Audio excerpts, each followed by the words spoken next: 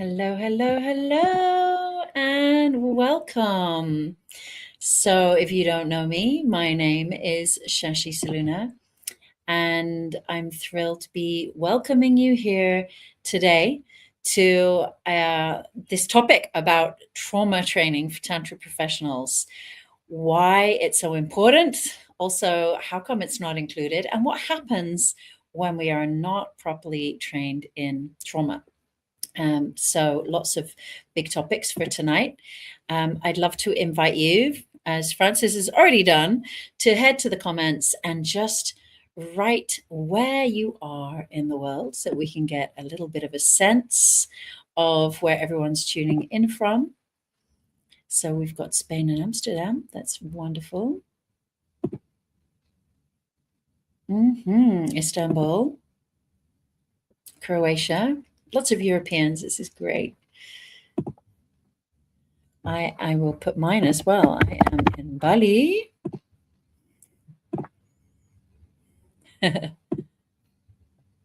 Amazing. So keep those coming and we will move into this. So people are still arriving. So please put in the comments where you are in the world. And meanwhile, I want to introduce my guest here tonight, who is my co-teacher, someone I'm very fond of and love to teach together with. And for some of you, you have met him before. His name is John Skelton Pearson. And something that's very special about this man is that he is a psychotherapist and very, very deep into the psychology and psychotherapy of healing and transformation. But he's also a very well-practiced yogi and tantric master, many years of studying these paths as well. And like me, loves to blend these two together. So together we have been working with bringing trauma training for Tantra professionals, and we're going to talk about that tonight. So lovely to see you all. Let's welcome John. Welcome, welcome. Hello, Shashi. Can you hear me okay? Yeah, very loud and clear. Very loud and clear. Excellent. Good. Always good to have a lovely deep dive with you, my dear. You too. Yeah. You too.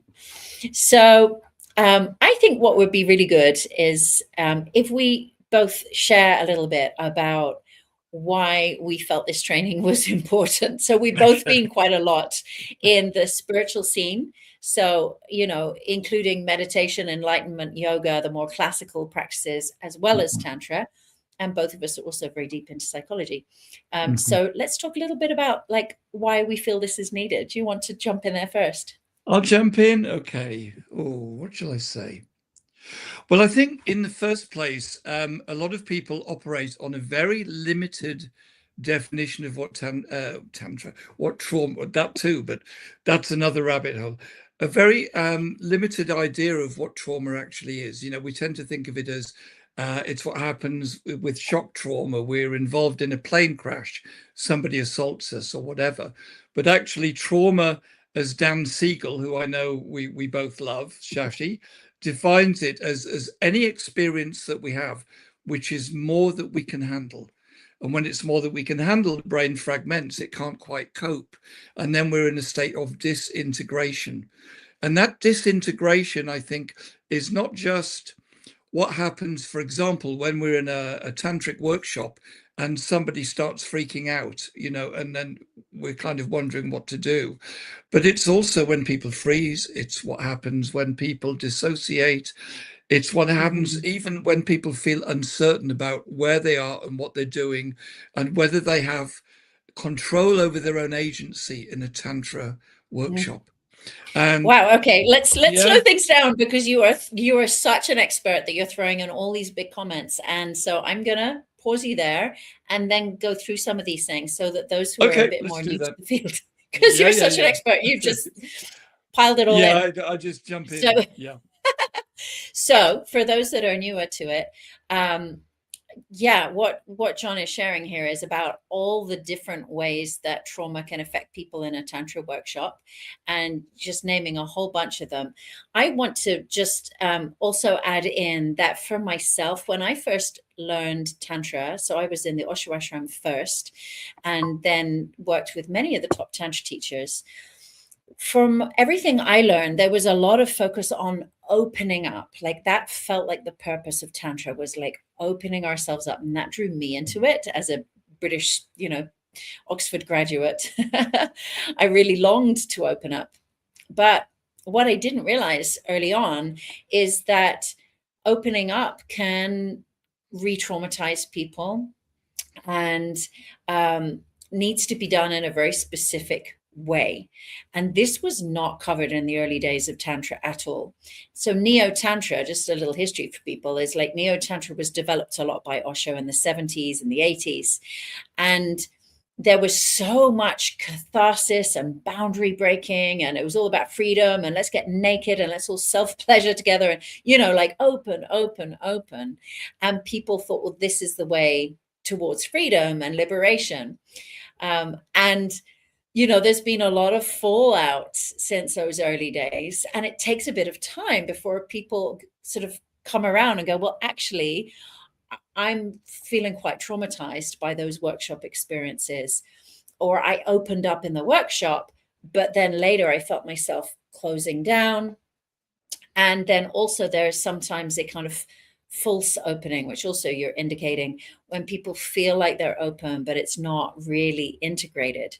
So this is something that, right? This is something that I really experienced and still experience to this day, that many Tantra teachers are so focused on cracking people open, and they do not understand the mechanisms of truly allowing people to open up in a way that is integratable. And integration, what you and I are going to go into this today, integration, instead of having the goal of being as open as possible, we need to have the goal of being integrated. Because openness can leave people feeling like, as you said, fragmented. They can be confused. They can lose their sense of boundaries. So you mentioned, like, for example, dissociation, which is where people look like they're open, their eyes are rolling and they're shaking, but they're not embodied. So that's a really huge piece. And so it's really important that Tantra teachers don't only learn all these methods and these techniques of cracking people open, but actually that they learn what are the methods of really genuinely helping participants to open in the way that allows them to integrate the experience. So when they leave the workshop, they're actually in a really harmonious, coherent, and balanced place. Mm. Yeah, absolutely. I'm in total agreement with that. And I think what you're addressing there is a potential failure to read the room. When a facilitator goes in to do a tantric workshop, and I remember when I first started facilitating workshops, I had an idea of my own agenda. And this was a way of managing my own trauma, which in this sense was my own lack of belief in my ability to actually run a a workshop in a successful manner. So what I do is I go in with an agenda, and because I was so focused on my agenda, opening people up, as you say, I would fail to read the room. So I would fail Yes. to actually take into account what was going on. And I think total mastery of facilitation is having the confidence to be able to go in there with an open mind and an open heart and be able to see who's walled off, who's boundaryless, how is Mm-hmm. this going? What is the most optimum thing that I can do right now to Mm-hmm. ensure that the field feels safe enough to take a risk and to move Mm-hmm. onwards? Mm-hmm. And that's really what we're looking at, isn't it? Safety. Yeah, safety. And something there that you mentioned is like, I feel you mentioned about maturity of facilitations. I feel like less experienced facilitators, it's a little bit more about them than about the participants. It's like, can I be the facilitator that gives everybody, the most orgasmic, biggest, experience possible? Which is really about the ego of the facilitator wanting to be impressive, instead of how do I serve the room? What is best for this space? And Mhm. watching for the lowest common denominator, as in, like, who in this space is the most frightened right now and the most contracted, and how can I facilitate in a way that is keeping them safe, as well as allowing everyone to have the opening experience. And you mentioned how the bottom line is safety, and I often say Tantra is safe to be wild. It's Yeah. safe to be cracked open, because we're not the same as trauma therapists who are just down regulating and bringing safety and calm. That's why most trauma trainings are not so helpful for a Tantra teacher, because many trauma trainings are just helping someone integrate a previous trauma and clear anxiety and fear and feel safe and grounded, which is a wonderful thing. But as Tantra teachers, we're actually activating people. We're getting that kundalini, we're getting that orgasmic energy, we're giving people the opportunity to go to their edge. And so we actually need to learn to bring these two polarized pieces together of safety and wildness in exactly the right combination, the right timing, and the right order, so that everyone in the space can have that experience of opening that they came here for, without any damage happening along the way. That's our ultimate aim, right, as a Tantra teacher. Absolutely. And what you're addressing there is the idea of attuning to the people in the room. And I believe, and of course, we have a lot of this going on in the Tantra training that we're running. It's all the difference between me power, what I call me power, and I power. Me power is when I am looking to get the energy of the group or the person that I'm working with, maybe as a tantric body worker. I'm getting them to like me. I'm getting them to kind of hold me in high Mhm. regard. I'm not radiating something out. I radiate something out when I'm in what I call I power. When I'm in my I power, I do spontaneously the thing that needs to be done, like you say, in order to bring up the lowest common denominator into the fold, so that everybody can be safe enough to be wild enough together, you know. Mhm. And Mhm. I think this is ultimately anarchy. And a lot of people go, no, anarchy, it's a terrible thing. And actually, anarchy is not nihilism, right? Anarchy in the UK, Sex Pistols, destroy. It was never that. When the early writers started writing about anarchy, they said when everybody is kind of in their own dharma, when they are in their own center, and I'm working in my center and you're working in your center, and these other 20 people are working in their center, we're all functioning as one cohesive and Mm. harmonious whole. To the extent that somebody is out of alignment, that whole will be less harmonious. So what we're Yeah. looking for is the harmoniousness of the whole. And the only way we can really do that, to my mind, is by being integrated within ourselves. And maybe a Mhm. bit later on we can talk about what integration is for Mhm. us, because I think there are Yeah. specific ways of addressing that. But when you Yeah. to the extent that we are aligned in and of ourselves, we can be attuned to others.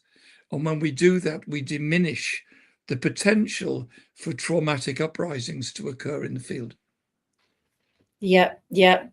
It's so interesting you mentioned about, like, how important it is to be integrated in ourselves. A couple of things spring to mind. One is that just very recently I went to a tantric event, like a temple night tantra event. The Mhm. minute I walked in the space, I could feel that the space holder basically couldn't hold themselves. There was Yeah. like nervous laughter. They were They weren't deeply present. They were kind of all over the place. When it came to setting boundaries and agreements, they came up with like two, and then they were like, anything else, anyone, anything else? And somebody said, well, what are the boundaries for this event? And they were like, well, whatever, you can do whatever you want.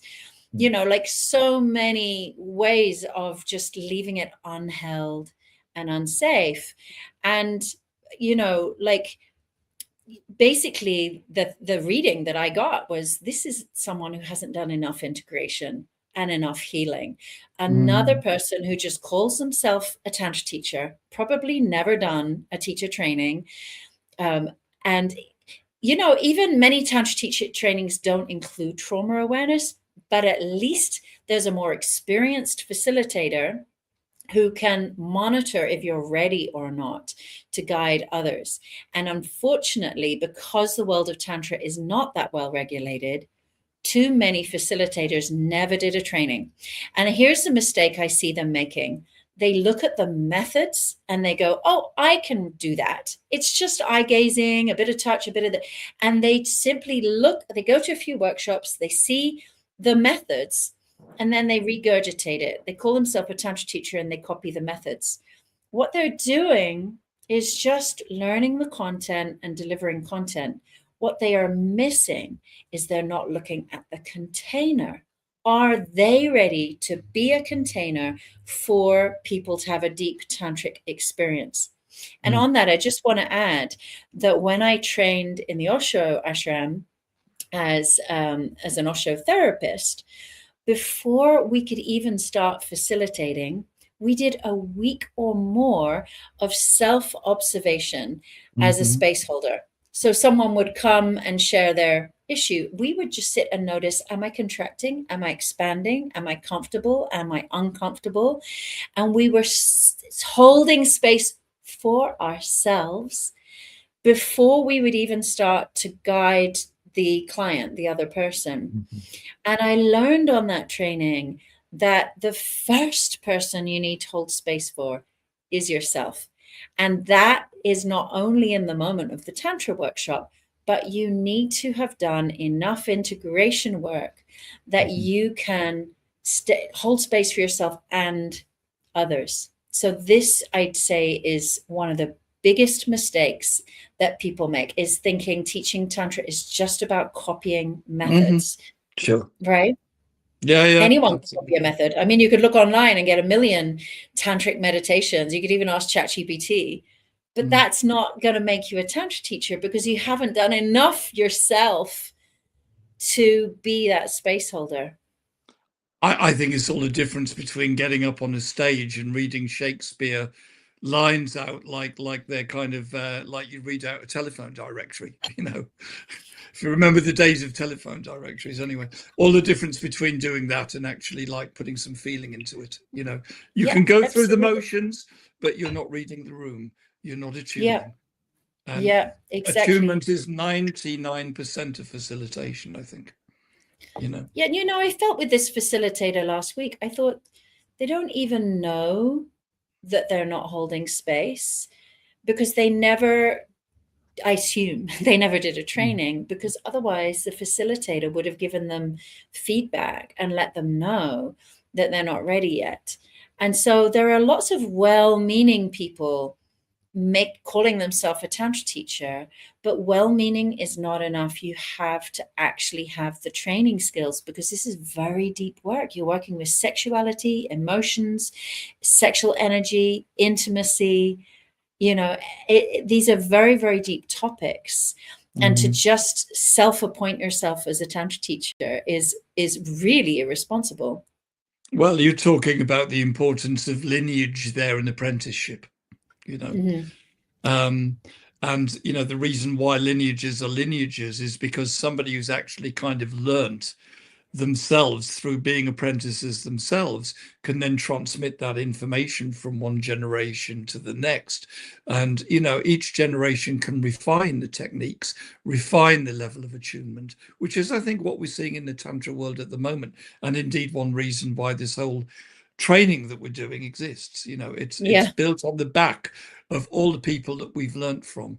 And I've learnt Yeah. from some of the best psychotherapists on the planet, in the course of Yeah. a 30-year career, and some of the best Tantra teachers as well, including yourself, Shashi. And Margot, who we have here. So there's Margot and Margot! one of my great mentors. Yeah, indeed. So yeah, Indeed. Yeah, yeah. it's like it's happens when things expand. We saw it in yoga that like it's great that tantra is so popular, but the Mhm. downside of that is too many people jumping too quickly thinking that they're ready to facilitate. And like you said, we created a trauma training for tantra professionals. Unfortunately, too many people sort of realize they need it after they've had a negative experience Mhm. or an allegation against them, or you know, I think one of the most common things that I hear is, people start facilitating and then there's too much for them to handle in the room. That might be a catharsis happening or a Kundalini energy Mhm. experience. Usually it's the big things, but as you mentioned, too often people miss the subtle ones like a freeze response or a dissociation, Mhm. and later then they get the feedback from people that they felt traumatized. So whether it's a loud dramatic one or a quiet freeze, things happen in workshops, in tantra workshops, that leave a scar on people rather than helping them to heal and transform. And it's at that point that many tantra teachers realize that they need more training in how to work with trauma. Mhm. Exactly. In a roughly analogous sense, after I've been practicing yoga for 15 years or thereabouts, I became a psychotherapist for precisely this reason, because I needed to have therapy, because I realized that the yoga itself was not doing the trick. I was doing lots of Mhm. postures, I was pranayama, meditation. I was energized, very, very energized indeed, far more so probably than I am now, although it's more integrated with me now. But I was very energized in that kind of youthful, springing lamb kind of a way. And it was all going in the wrong way, and I was feeling angry. And I would do like a yoga session. I would be hitting the walls of my room, of my temple, with my fists hard enough to draw blood. And I was wondering why I was doing that, since yoga was all about peace and love and serenity and ananda, bliss. And I got to realize, I had issues, hangover Yeah, issues, and then I yeah, needed to go in for therapy. In an yeah. analogous way, I think a lot of people, we've got an age now where more people understand more about themselves, people's attachment issues, for example. People are much more cognizant of that, and they come into a tantra workshop, or they come in to have some practice, and they're more appraised of all of these things. But still, the appraisal on paper of all of those things is not the same thing as being able to then be activated by the energies that a tantric workshop can bring into the equation, and then channeling those energies into ways that further self-actualize the individual. Instead, they get channeled into the reservoirs, so to speak, of trauma, which Hmm. which I think, uh, to the extent that it's unresolved, we need to Yeah. be able to identify those things. And that's another thing I think that we identify. Yeah, I Margaret. agree. Margot's adding in here. Thank you, Margot. Before teaching Yeah, Tantra, people should do 3 years of bioenergetics, that's working with emotions, absolutely. encounter, confronting emotions, Hoffman and quadrinity process, transcending the patterns received from our parents, yoga, etc. Yeah, Yeah. thank you, Margot. Yeah. And what Margot's pointing out here is this mixture of more psychotherapeutic work, emotional work, and spiritual work like yoga. And this is also what you were saying, John. And this is something I encountered because I began as a Buddhist and following an enlightenment Advaita Vedanta path. And Mhm. what I discovered was sitting on the yoga mat and I am that, I am that, I am that, but then still having like arguments about, basic things with my partner, like not doing the washing up After and the ecstasy, the realizing, laundry. Sorry. yeah. Yeah. And realizing that, you can really awaken consciousness to a high level without doing work on your inner child, your childhood patterns, your emotions, it's possible to develop consciousness and leave and bypass your human experience. And again, we come back to this word integration. How do we integrate a path of awakening, yoga, meditation, Buddhism, all these things, enlightenment? How do we integrate that with our personal healing, our inner child, our childhood wounds, emotionality? Ultimately, that's what Neo Tantra is doing. It's bringing both together. And that's why it's such an integrative path. As we keep mentioning integration, I would love it if we can sort of define it and talk about it a little bit. What do we mean? Because you and I are just bouncing this term around, and I really like to make things available for everyone to understand. What do we mean by integration, and why is it so important? Mm. Do you want to jump in first, or shall I? You want me to? Oh, go on, I'll jump in. We're both going to say something very similar because I know we both love Dan Siegel and we've both worked with the guy, right? So Dan Siegel, for those of you who don't know, is the founder of a modality known as interpersonal neurobiology, which is quite a mouthful, but basically he is the nearest you can get to a tantric kind of mentality brought to bear on the whole gamut of neuroscience. So he's a great person to read and to study with. He talks about what's called a river of integration, which is basically a way of put in a in a nutshell, living healthily and in an attuned manner to the world. He said that there are two banks to the river that we try to steer away from. One bank is the bank of rigidity. That is to say that when we get traumatized and we want to be more walled off, and this is the kind of the freeze response, it's the closed downness, the dissociation, which can be so easily missed by a less experienced tantric facilitator. When that happens, we're sailing towards the bank of rigidity. We're kind of holding back. We're in survival mode against trauma by rigidifying ourselves, by closing down. But then there's the other bank, which is the bank of chaos. And the bank of chaos is what happens when we're boundaryless. Right? Some people are very boundaried, they're very still, they have more of a pre-birth tendency, if you like, a samskara, and a personality structure that is like the Shiva self. It's very calm. It's like the whole ground of being itself, which of course is still and unmoving. And other people are more inclined to be more chaotic, more towards being in their energy. You get a lot of such people in the Tantra world. They love to dance. The Shiva person will like to sit very still in meditation. They go for stillness. And the Shakti people like to get out and dance. They don't like the stillness so much. And it's good to embrace both, of course, and which is what we would teach. But the Shakti people, the chaos, basically, is the other thing that we want to avoid. So we want to avoid an excess of Shiva or Shakti. To live in the world and live in an attuned and aligned way, we sail down the center and we find ways of banking against the currents of the river in order to develop enough resilience which keeps us in the center of the river. I'll stop there. If you want to add to that. Yeah, I'd love to add on to it. So yeah, love Dan Siegel as well. So you were talking about the personality types, and I'd like to build on top of that, of course, in Tantra, we're teaching practices for both of these. So there's practices of Shakti activation. You mentioned dance. We've got breath work. We've got shaking. We've got Kundalini activation, tantric massage, a lot of these.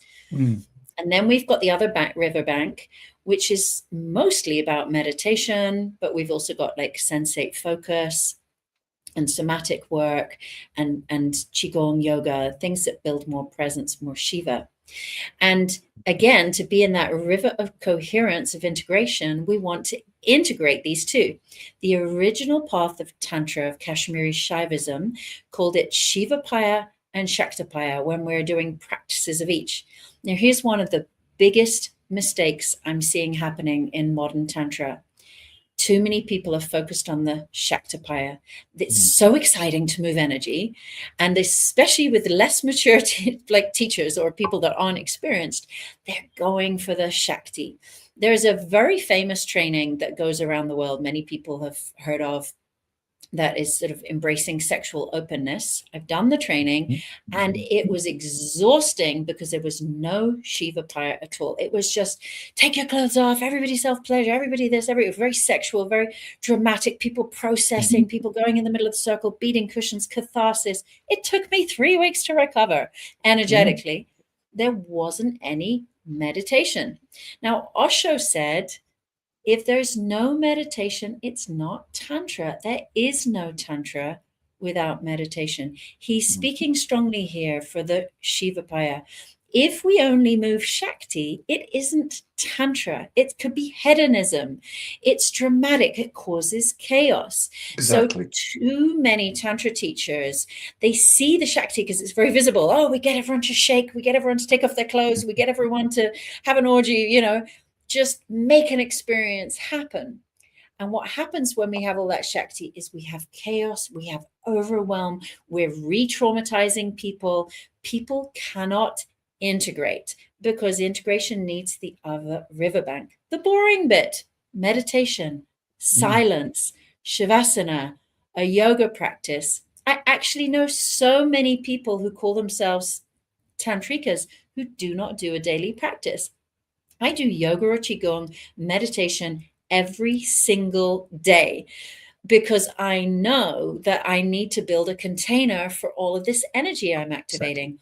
All of my workshops start with an hour and a half of meditation and morning practice before we start any kind of emotional release, processing, or healing. And this is the biggest mistake I see again and again and again is everybody's pumping out the Shaktapaya, pumping out the catharsis and the drama and feeling like like I said, we're opening people up. But they are doing it in such an irresponsible way because people cannot integrate with just the chaos. They need this Shivapaya. They need the meditation. The meditation part, the Shiva, is where we build a container. The Shakti is the contents. It's all the contents. If the contents are bigger than the container, which they frequently are, then we get overwhelmed. We get re-traumatization. Some people even get traumatized in the Tantra workshop and they were fine when they walked in because they're being subject to too much energy and emotion for the nervous system. So this, I think, in a nutshell, is the biggest sort of issue that I'm seeing again and again is that Tantra teachers, ones that are not trained or they know nothing about trauma or the nervous system, they are focusing way too much on making things happen, on moving energy and moving emotions without the experience of, and it's not just enough to balance them. You need to have the experience of when to bring in the meditation, how to build the energy, when to return to the meditation, how to hold space for the integration. This is what I'd say is missing in so many of the younger, newer, and self-appointed Tantra teachers. Absolutely. Well said. Yeah, I agree with all of that. I think that the reason why we get advocates of the cathartic method is it's a hangover from the 60s. From the 50s going back through the generations, people were a lot more reserved. They were a lot more boundaried. And so as a result of that, we needed to help people to de-repress. When the 60s came along, when the Stones started singing "They Can't Get No Satisfaction," when I first heard that, boy, I was immediately separated from my parents who thought it was a cacophony of rubbish. No, this is absolutely where it's at. It's de-repression of all of the strictures and the doctrines that have come before it. And Tantra, of course, is transgressive. So you add the idea of transgression, which is misapplied in a lot of ways, certainly from what it's meant in classical Tantra. And then you put that into workshops in the 1960s and 70s, and catharsis is it. It's all about de-repressing everything that's held us back. And that Mhm. proved to be very useful because most people needed that de-repression. In this day and age, we don't. In this day and Mhm. age, we come from 30 years of rave culture, of people being able to let it all out. And so now, yes, we get some repressed people. We get a lot of people who are already de-repressed. And then when you Mhm. start, as you say, introducing purely activational techniques into a Tantra workshop, then the results can be catastrophic, like you Mhm. say, because chaos times 10 is, one cannot actually contain it. And it does Mhm. need to be contained. Mhm. Facilitation requires containment, But And of course, if a teacher is covering both, if a training covers both sides, then you're taking care of everyone in the room, because there will always be, as you said, personality types. The more like masculine personality types, the rigid, held, contained people, and then the more chaotic, emotional, all over the place, boundaryless people. yeah, And then the beauty is, first of all, the facilitator needs to see the differences and mm, know that different participants require different practices, but mm, also knowing that when you're bringing both sides, you're taking care of everybody in the space, which is yeah, important. Something I see is that some of the, like you said, these de-repressed or boundaryless people are coming into spaces and then being pushed into even more. And I see a lot of dissociation happening here where, so I want to define this because we put in a lot of professional terms. Dissociation happens when the consciousness kind of leaves the body and it's no longer grounded in, consciousness isn't grounded in the body. And a huge issue with this is it's often mistaken as being a spiritual. People think, oh, they're having a spiritual experience because their eyes are rolling and their body's shaking, and many people go, oh, their kundalini is awakening and they're connecting to the divine, but they're actually leaving the body.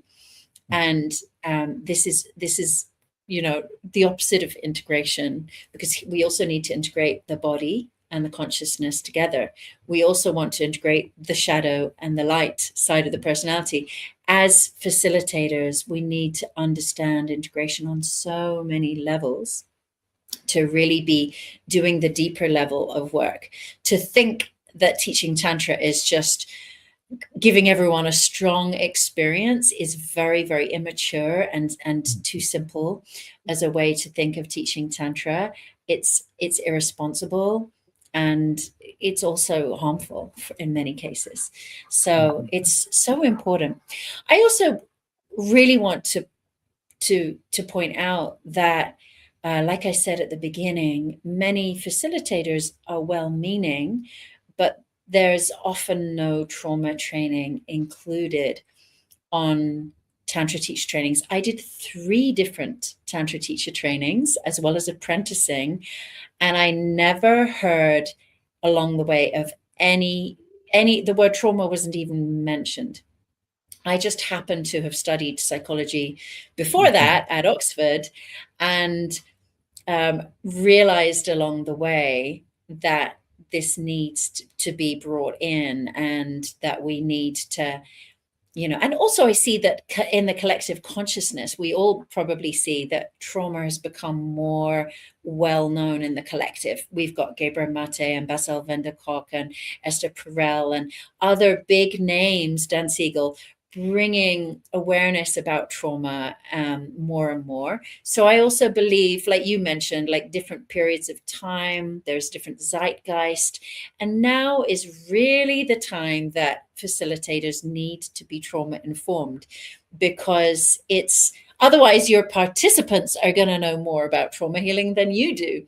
So it's really important that Tantra teachers not only know all the methods of Tantra and the metaphysics and the history of Tantra, the lineage, but that they add on this piece about trauma, not just trauma informed, but really a trauma training that is deep enough to be doing the work that we're doing, working with people's sexuality and intimacy. So should we talk a little bit about that, about like what we've put together? yeah, sure. I mean, just on the back of what you've said, a lot of the feedback I know that we've got from the first two trauma trainings is not so much, hey guys, I've learned a lot about trauma and now I can do things better. It's more like, hey guys, I am transformed. I am personally transformed. I feel different from the inside out to the way that I was, because what the trauma training has given are the keys to being able to manage the space within myself in order to manage the space that I'm holding for other people, something that we've kind of touched on other times. Now, that's the important thing. We have to learn how to put people into what I call our I power. We have to learn to, distinguish between, like you say, a dissociative, ecstatic state and bliss, because they're two Yes. different things. Bliss is the integration of the Shiva and the Shakti. Bliss is what Yes. happens when you feel alive, quietly alive without necessarily having to fling it all over the place. Like, you can fling it all over the place. You can get into ecstatic dance and dance. You can be very open, but also you have the capacity to hold that energy within. And I find that the more I hold my body still, the more the energy rises at my central channel, and takes me into those other places. We've Yes, got totally. Paul is saying something. John, if the different generations have to face different challenges, are you favorable to a tantra specific by age? I just Um, want to add in that it's not just about different generations, but John was talking more, not about Mindset. age groups, but about timing. Like, we were talking about how the early days, 60s, 70s, there was a big opening up. There's a zeitgeist that changes. So it's not just about age. It's not about age bracket as much as um, the times that we're in, right? Mm.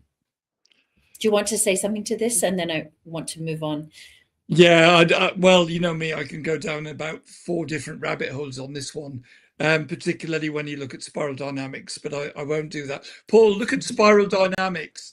And if you do, then I am favorable to a tantra that's not exactly specific by age, but by mindset. But I don't really think that that's practicable. I think what we need to do is to learn to hold the space in a way that allows the lowest common denominator within that space to move up and be embraced by the center of gravity of the energetic field, the shamanic field that we're actually holding. That's quite a skill, I think, to do. Mm-hmm. And it's also it's a highly nuanced kind of thing. We can't always get it right. And I think an important thing here is, when we can't always get it right, the important thing is for us facilitators is not to freak out about that, because we won't always get it absolutely pitch perfect, but we will be good enough. Winnicott talked about the good enough mother. The good enough mother is not a perfect mother, but she's good enough. It's never what happens to us when we get traumatized. It's how the trauma is dealt with. We go into that quite a lot in the course, but I'll stop there. And yeah, I just would like to speak a little into it to Paul as well. That, Paul, I notice, like, if I have a workshop space and it has from 20 to 70 in the room, then I'm feeling that field. I'm just feeling like, what does that field bring? I've also worked with, actually just this week, I've been working on a documentary with 21-year-old guys looking at how to heal masculinity. When I tune into a field that is a particular age bracket, there are, of course, particular challenges that come up there. But it's also the same, like, sometimes I've taught in Japan, in China, in different countries. And so as a facilitator, there's always some unique things. But the deeper point is, if you have the skill set to read the field, to feel the nervous systems of who you're dealing with, you don't need to study 21-year-olds or Japanese women, or you just need to learn how to feel the field through things like chaos and rigidity, nervous systems, read how much safety there is. You need to know different trauma responses in the body, how to see them. So that's one of the first things we do on our training, is we teach facilitators all the different trauma responses that can be there, and not only how to recognize them, but how to treat each one as a facilitator or your assistant team, because different responses require different methods from us as facilitators. And this is beyond age and beyond country. This is pure nervous system awareness. And so if you learn the fundamentals of working with trauma, then you can work with anyone, any age group, any country. You even wouldn't need to speak the language, actually, because it's a body language that we're really, really looking at. We have a few questions here. I'm just going to have a quick look at this, but I also want to keep us on track. When you have, but thank you for your questions. I'm reading it out. When you have a feeling long-term participant is not open to dive into herself at the workshops and tend to fall asleep if laying down, even when it's time to do an activation. Yeah, there are people who, this is called checking out. Let's give it its official term. There are people who check out in a workshop. I think it's really important, Alicia, that we are not coming with our agenda as a facilitator, right? We might think, I want this person to sit up and I want them to get activated, but they're choosing to kind of opt out a little bit. And the thing is, that is their agency, their free will, and their choice to monitor their experience a little bit, you know. It's often their nervous system kind of taking care of themselves. It's like, they're sort of saying to themselves, I would get overwhelmed if I fully joined in this workshop. So I'm going to lie in the corner and I'm going to do some deep breathing. That's actually really healthy that they're doing that. And if we're pushy as a facilitator, which I did in my earlier years, like I wanted everyone to have the full-on experience and the activation, and actually then you're taking on too much responsibility for their experience as a facilitator. We're there to offer opportunities for people, but never to push them. So I actually always have a safe space in the room, like a couch kind of corner. And I say to people, if you want to be in the room, but not involved in whatever's going on, you go sit on that couch. That's where you just get to witness. I'm giving them a Shiva place because maybe the Shakti in the room, the emotion and the release is too much. So go sit on that couch and then you can witness, or you can hold space for yourself. An assistant will come and see if you need anything. That's your resource place. And if someone's lying down, they're probably resourcing themselves, whether they know it or not. And that's great. And if we kind of try and move them and wake them up and get them, activated, then we are, sort of violating their free will and their agency. And agency is a very important part of trauma healing. I'll just briefly touch on this. Agency means letting people choose. A lot of people who were abused as children did not have choice. For example, sexual abuse, someone was forced into something, aggression, somebody was shouting at them, domination, they were forced to do things. And so part of their trauma healing is to feel safe to reclaim their power, their voice, their agency. So it's important as a facilitator to understand how to give people choice. Things like saying, everything here is a suggestion. Please listen into your own body and monitor for yourself. Go sit in the corner if it's too much. And things like this. The more we're pushy, everybody has to get up and shake and beat a pillow right now. We are running a very big risk of re-traumatizing people. Yeah. Yeah, I'd like to just add to that as well. Add something, please do. If somebody is falling asleep in a Tantra workshop, or indeed in a yoga workshop, because I taught yoga for 35 years, and quite often a lot of people in Shavasana would fall asleep, when doing a nidra. Now, when that happens, I tend to go to the person afterwards and ask them what happened. Because, yeah, like Shashi says, sometimes they choose to, I'm just going to kind of let go. I don't want to listen to the Nidra instructions. That's having their own agency. But sometimes it can be involuntary as well. It's outside the scope of their own agency. And it's for one of two reasons. One is that the person is so tired in that moment that they just need to sleep. Sometimes we can be relaxed enough to realize how tired we are, because when we're on the go all the time, when we're in sympathetic overdrive, when our systems are so activated, we don't actually realize that we're pushing through a barrier of tiredness, and probably taking a lot of that energy out of our deposit account, our yin energy. Yeah. And so therefore that needs to be established, whether somebody has just found themselves going to sleep because, yes, I've had a really tiring week and I need to sleep. The other one is the trauma response. So sleeping is a form of fainting, right? A faint response. We got, flight, fight, freeze, fawn, faint. And the freeze and the faint responses are usually, as Shashi said before, due to the fact that we're being assaulted. Maybe it's a shock trauma. We are being forced to do something against our will. The only thing that we can do is allow it to happen, but go somewhere else.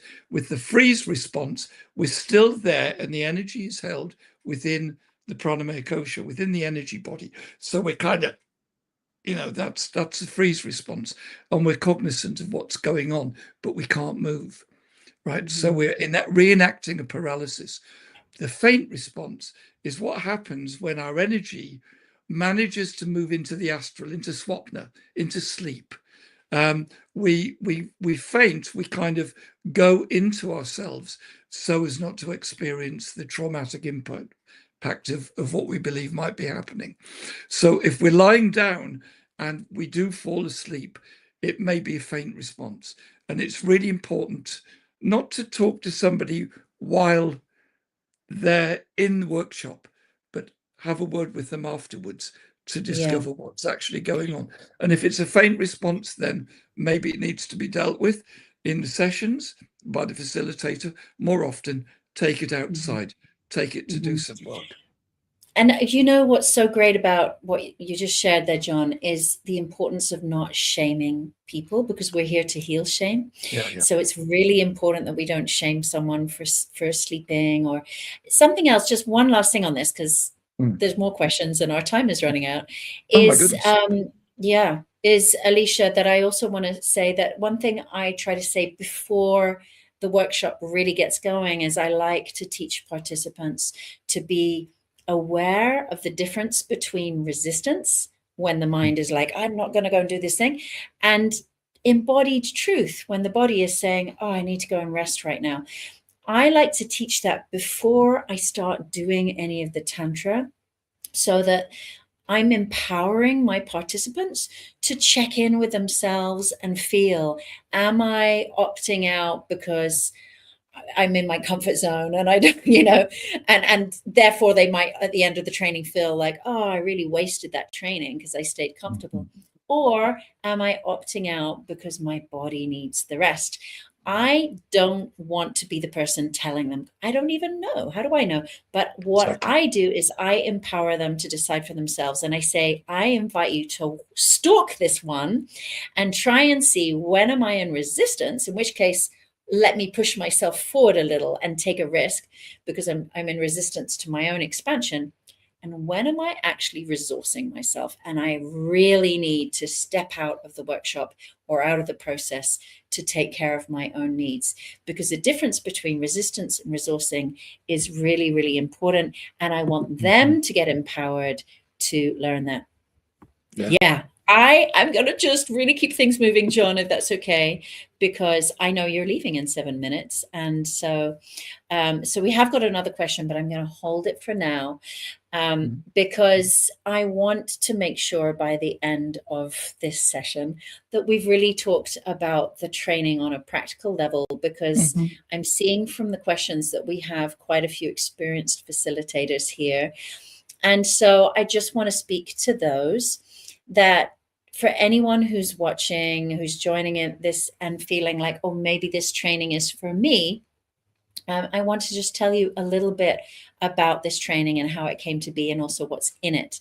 So I think it was about 5 years ago, we started a international Tantra alliance. I was part of founding that with a group of international Tantra teachers, because we felt that the field of Tantra, even though it's such a powerful technique, it's growing so fast that there's also a lot of cowboys out there, like teaching Tantra, and there are lots of allegations and complaints. There are sexual violations. There's a lot happening. So we created a Tantra alliance, and very soon after creating that, we then had something called safe mediation set up, starting to deal with some of the allegations. But we looked at that. I looked at that and I thought, I don't want it to reach the point where people are getting traumatized in their Tantra workshops and then coming for a mediation. How do we prevent that from happening? Because nobody should be getting harmed in a workshop space. So I thought, how do we prevent that harm from happening? One of the most important ways is by having a space where Tantra teachers, body workers, healers, coaches, temple holders can get the training that was probably missing when they learned Tantra or whatever technique, so that they can have the right training in trauma to really empower them to do the best they can. I took then nearly 1 year interviewing different teachers. I asked teachers, what did you wish you knew 10 years ago? What were the mistakes that came? What do you wish you had known? And then I reached out to John very early on, and other people such as Buster Radvik, who are trained in psychotherapy and trauma. And through my series of interviews, I started to piece together a curriculum of here's what we need. Then John and I started to teach it 3-4 years ago. And it has been a very, very beautiful journey to guide now 100 Tantra teachers around the world through this training program. So that's how this training, which the link is here below, is born. And I want to be very practical and just tell you a little bit about it. It's a 3-month training, but 2 months are the program.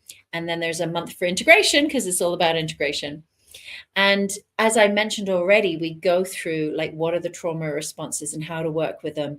Also down regulation, which is how to calm the nervous system, and co-regulation. How do we as facilitators or our assistants step in and use their groundedness as a transmission tool to help people to integrate trauma that they're processing in our workshop spaces. So that's the first part. We start looking into things like dissociation, how to recognize it, and we really then get into the nuance of how to activate energy whilst staying grounded, and something called pendulation, which is about flowing between grounded and expanded states in exactly the right tempo that enable our participants to integrate as they go, rather than be blown open and then try and integrate afterwards. We bring in a guest teacher, Giten Tonkov, who founded the BBTRS, the Biodynamic Breathwork for Trauma Facilitators, which is a training I'm very thrilled to have participated in.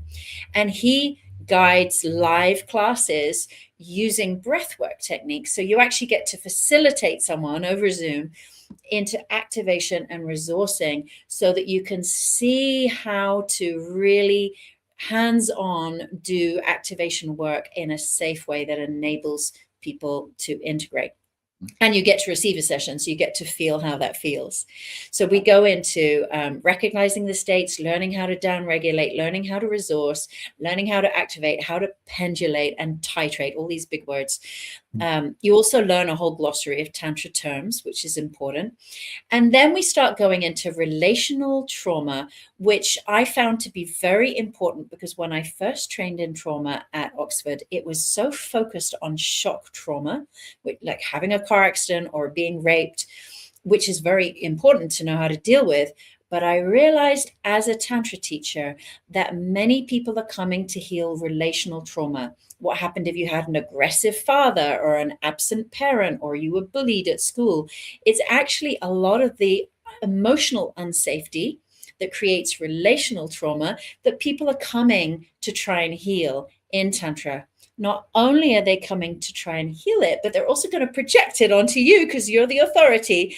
And so you need, as a facilitator, to be able to see what people are projecting on you so you can stay clear and neutral, and also reparent them, help them to heal their specific emotional unsafety issues without getting entangled with them. So that's a very big part of this work. We get that from there, we naturally step into power dynamics, which John has already mentioned.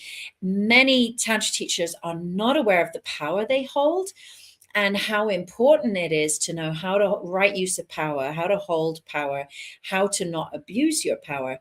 Many of the allegations of schools and teachers being called out are a misuse of power. They do not understand the power they hold and how to use it in a responsible way.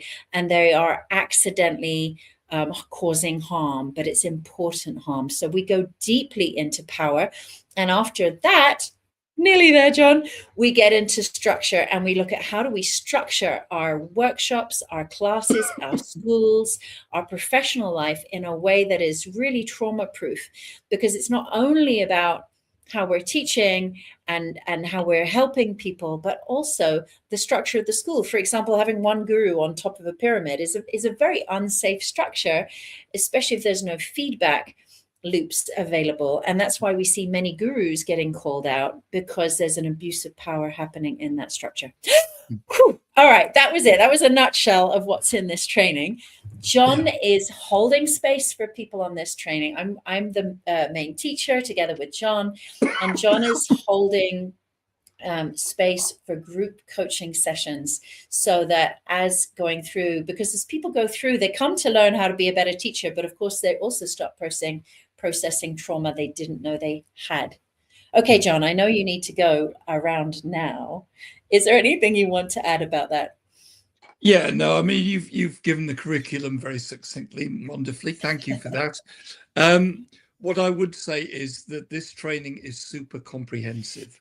Okay, so in my own professional experience, I haven't found a Tantra, well, a trauma training that is actually as broad as this one. You'll find lots of trauma trainings out there in cyberspace, and they are very good ones, but they're not as comprehensive as this one. And this one is also geared specifically to people who are in Tantra, classical or modern Tantra, who want the best possible education and transformative experience in this regard.